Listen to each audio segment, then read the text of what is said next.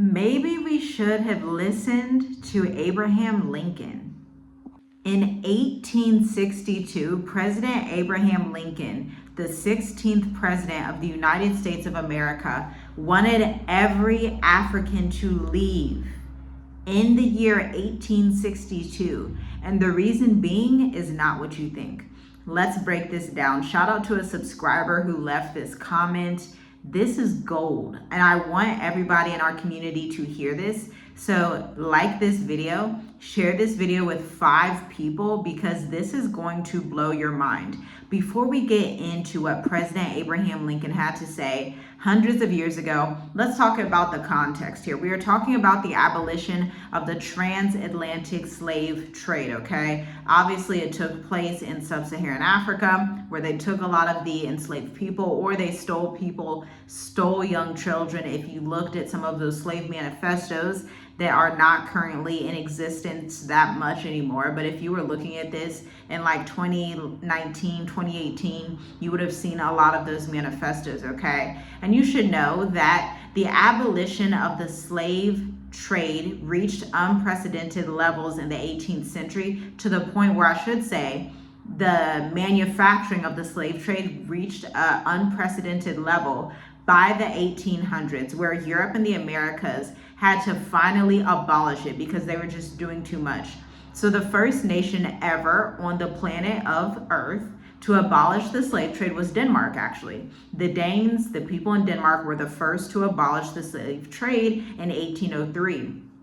Shortly after that time frame, in 1807, Britain and the United States followed. But with the United States, it was a long and drawn out process. It wasn't like the Danish and the people in Denmark. They were like, all right, that's it. Slavery's over with. We're done. That's not a great way to treat other humans. Obviously, in America, it brought in a civil war. It brought in a lot of issues, which a lot of us know about, to be quite honest with you. And then, of course, the French, Spanish, Brazilian, and Portuguese governments had also abolished their slave trades, okay? And so I'm actually reading from The Voyage of the Echo, The Trials of an Illegal Transatlantic Slave Trade Ship, okay? This is a blog on idhi.library, okay, if you want to find it for yourself. So I want to continue on with this article a bit before I get to what President Abraham Lincoln had to say. The case of the U.S. abolitionism movement indicates that this blend of ideological, religious, and economic factors varied according to specific national contexts.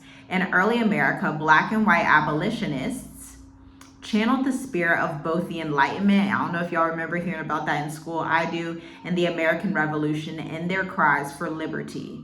In addition, American anti-slavery evangelists spread their message widely in the United States of America. On the economic front, slavery and the slave trade had become increasingly marginal to the livelihoods of many Northerners, okay?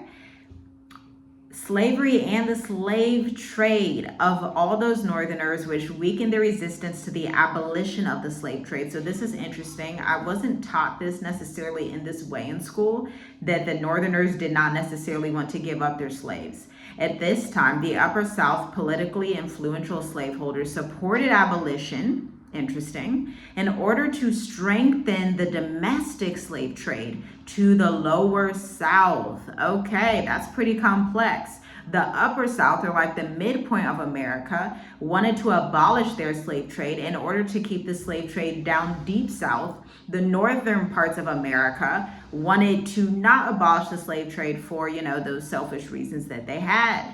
These planters believed that if the transatlantic slave trade was not abolished, it would compete with the domestic traffic in supplying slaves to the Lower South, where plantations were expected to flourish in the 19th century. Oh my, that's sickening, isn't it? They thought that thing was going to go on forever. They was like, we going to keep going with this.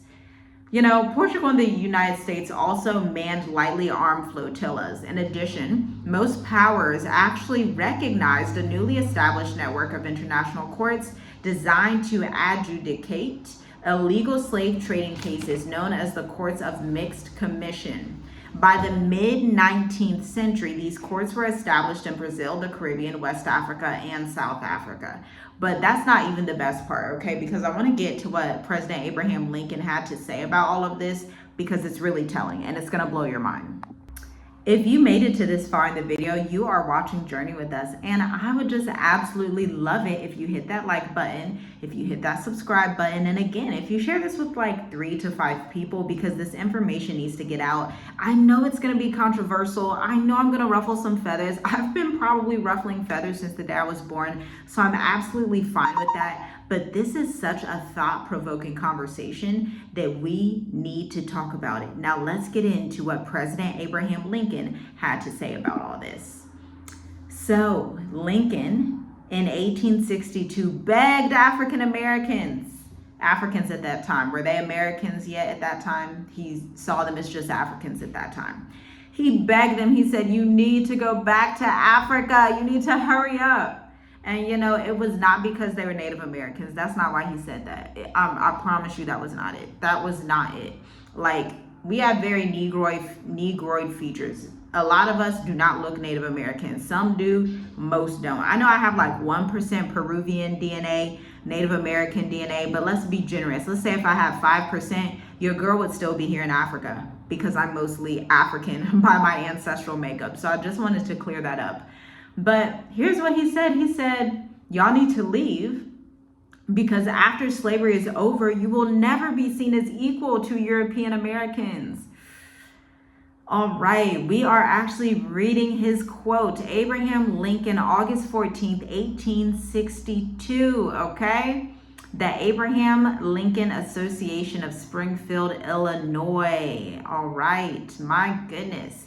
This is in the N.J. Rutgers University Press of 1953 is when it was actually published in that specific press. So here's President Abraham Lincoln speaking.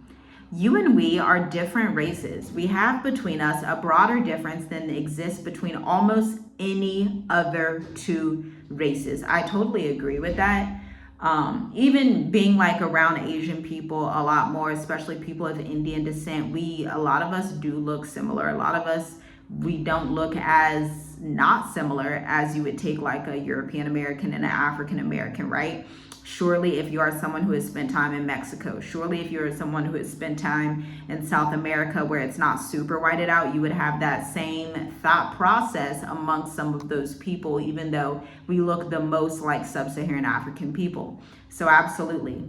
Then he proceeds to say, whether it is right or wrong, I need not discuss, but this physical difference is a great disadvantage to us both, as I think your race suffers very greatly, many of them by living among us, while ours suffer from your presence. In a word, we suffer on each side. If this is admitted, it affords a reason why we should be separated. You here are free men, I suppose. A voice said, yes, sir. Yes, sir. We are free men. President Lincoln proceeds on to say, perhaps you have been free all of your lives. Your race are suffering, in my judgment, the greatest wrong that has ever been done and inflicted on any people, page 372. But even when you cease to be slaves, you are yet far removed from being placed on an equality with the white race in America, obviously. You are cut off from many of the advantages which the other race enjoys. The aspiration of men is to enjoy equality with the best when free. But on the broad continent of America, not a single man of your race is made the equal of a single man of ours. Go where you are treated best, and the ban is still upon you. Abraham Lincoln, August 14th, 1862. I'm gonna let that sit. I know that was a lot. I'm gonna let that sit. But I'm gonna tell you what. When I was 18, 19 years old, I came to that conclusion as well. Okay. And that's when I started to plan to move to Africa with my husband. We had children at the time. We were young parents. So that totally accurate. And even more than that, I think maybe in even my younger years, I would have perceived that comment as quote unquote racist. I would have been like, oh, they just don't want us here, blah, blah, blah, blah, blah. Oh, blah. But he's right. If you look at the plight of African Americans in Africa, then you look at the plight of different indigenous tribes around the world, be they Africans, whoever, and you're just left wondering, especially when you think about the culture. I am someone who believes the culture in America is complete trash, complete rubbish, complete just it's an atrocity. That's truly what I believe. There were times in the 1920s, the 50s, where the culture was a little bit better, obviously, but still, I don't align with American culture, be it white or black. I just deeply do not align with American culture for a variety of reasons. LGBTQ, the hustle culture, the non-organic culture, the aggressiveness of the people. I can go on, and I have gone on in other videos on our channel. But I mean, this is deep. I read this and I showed it to my husband, and he's like, yeah, that's what it is. But I find it so odd because I assume he's talking to a man that had been freed from slavery. And I assume the conversation, these are assumptions now at this point, based on the context that I do have, I assume that the conversation is something along the lines of, they want to stay in America. They want to stay near the white man. They want to do all these things and just kind of still have that proximity to the slave, to their slave owners, essentially. And he's telling them, like, if I were you, I think this was the most loving thing Abraham Lincoln could have done for Africans, is straight up tell them, if I were you, I would leave. Like, if I were you, I would go where I'm going to be treated better, because the way that they talk about y'all in these rooms, and listen, I grew up in an Ashkenazi Jewish community. Jewish white people are very much different than like your average white person, not to be like controversial or anything, but they are. They're very much different. A lot of times they are very welcoming to other communities, to other minorities. And so that was my upbringing growing up. My entire life, most of my life from ages 5 to 18, literally, that was my upbringing. And even with that being said, I mean, Abraham Lincoln right here saying, go where you're treated best, that deeply resonated with me. I didn't need Abraham Lincoln to say that to me. I thought that for myself at 18. That's why I started looking into, okay, I need to look into Namibia. I need to look into South Africa. I got to get out of here, because it became clear, if my family, and I realized that I have an upbringing that's rare amongst a lot of people in the African American community, so I'll share it with you. If my family, both coming from college educated backgrounds, both coming from families that were very well to do, if my family can be in the position of having their dream life, the white picket fence, the 2 kids, the nice house they own, they've had homes in their generations for quite a while. And so if my family can come from that and raise me in that, and for me to still think, okay, this ain't it though. A lot of us think, well, let me just get another college degree. Let me just make more money and then I'll be equal. Let me just do this. And it's like, that's never going to happen.